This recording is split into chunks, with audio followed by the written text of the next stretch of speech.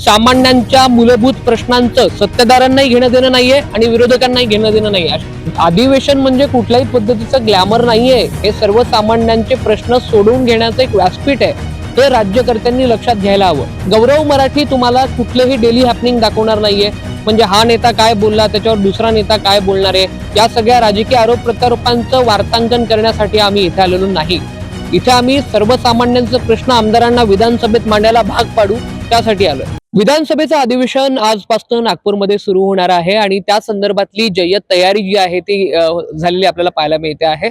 मात्र या अधिवेशनामध्ये प्रमुख मुद्दे कुठले गाजणार आहेत, त्या मुद्द्यांचा विचार जर आपण केला तर सगळ्यात मोठा मुद्दा आहे तो म्हणजे विरोधी पक्ष नेत्याची नेमणूक अद्याप न केल्यामुळे विरोधी पक्ष कमालीचा आक्रमक झालेला आपल्याला पाहायला मिळतोय। त्याच पद्धतीनं या सगळ्यामध्ये राजकीय आरोप प्रत्यारोपांचाच जास्त कलगीतुरा आपल्याला या ठिकाणी पाहायला मिळतोय।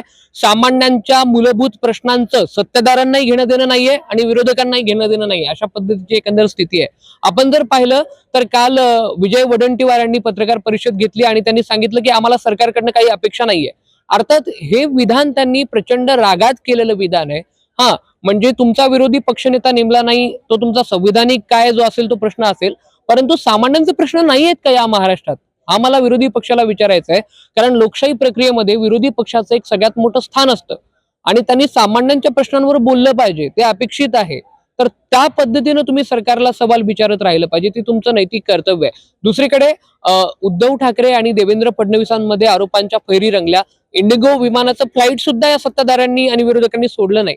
म्हणजे ज्या लोकप्रतिनिधींना जनसामान्य त्यांच्या हक्काचे मूलभूत प्रश्न मांडण्यासाठी या विधिमंडळामध्ये पवित्र लोकशाहीच्या मंदिरामध्ये पाठवतात, तर ते कर्तव्य आपण किमान त्याची जाणीव ठेवली पाहिजे, ही साधी माफक अपेक्षा असते, मात्र ते होताना दिसत नाहीये। विदर्भामध्ये आणि विशेष करून नागपूरमध्ये अधिवेशन का घेतलं जातं, तर या नागपूरमधल्या सभोवतालच्या विदर्भ प्रांताचे विविध प्रश्न आहेत, ते प्रश्न दूर व्हावेत किंवा त्या दृष्टिकोनातून पाऊल पडावं, हा मुख्य उद्देश आहे।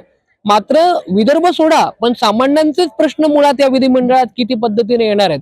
सगळ्यात महत्वाची गोष्ट आहे की ज्या पद्धतीनं अधिवेशनाचा कालावधी आहे, अत्यंत थोडा कालावधी, आणि या कालावधीच्या माध्यमातून खरंच हे अधिवेशन सामान्यांच्या हिताचं ठरणार आहे का, हा देखील सगळ्यात मोठा प्रश्न आहे। गौरव मराठी तुम्हाला कुठलेही डेली हॅपनिंग दाखवणार नाहीये, म्हणजे हा नेता काय बोलला त्याच्यावर दुसरा नेता काय बोलणार आहे, या सगळ्या राजकीय आरोप प्रत्यारोपांचं वार्तांकन करण्यासाठी आम्ही इथे आलेलो नाही। इथे आम्ही सर्वसामान्यांचे प्रश्न आमदारांना विधानसभेत मांडायला भाग पाडू, त्यासाठी आलोय। आणि जर कोणी पाडत नसेल तर तशा पद्धतीने त्यांना विचारला पाहिजे, माध्यमांचं काम आहे। आजकाल माध्यम फक्त काय करतात की हा नेता काय बोलला त्याच्यावर दुसरा काय बोलणार आहे, या सगळ्या पलीकडे सुद्धा पत्रकारितेची मापदंड असतात, किमान त्या मापदंडानुसार आपण काम केलं पाहिजे।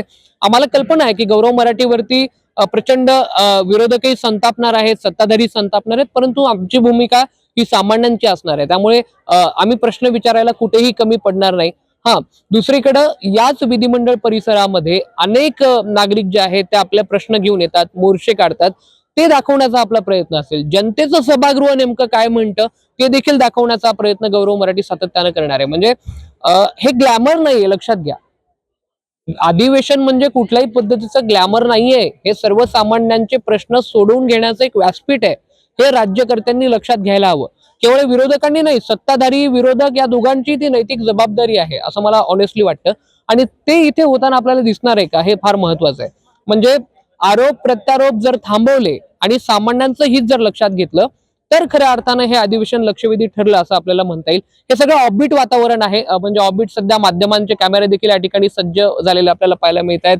आणि सगळ्यात महत्वाचं म्हणजे नागपूरमध्ये थंडी देखील चांगली प्रचंड आहे। म्हणजे विदर्भातले काही रिपोर्टर असतील तर त्यांना फार सहन होतं ते, पण राज्याच्या ग्रामीण भागातनं न येता जर काही मुंबईतनं आले असतील तर प्रचंड थंडी आहे, म्हणजे तो पण एक चांगला उत्साही वातावरणाचा भाग आहे।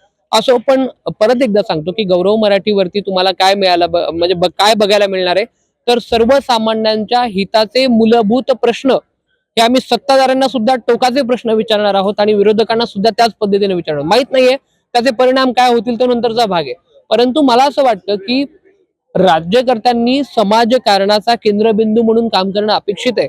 हे फक्त पुस्तकात शिकवण्यापुरतं मर्यादित नसलं पाहिजे, ते खऱ्या अर्थानं प्रत्यक्षात उतरतं का, किंवा त्या दृष्टीनं एक पाऊल तरी टाकण्याचं काम गौरव मराठी या माध्यमातून करेन.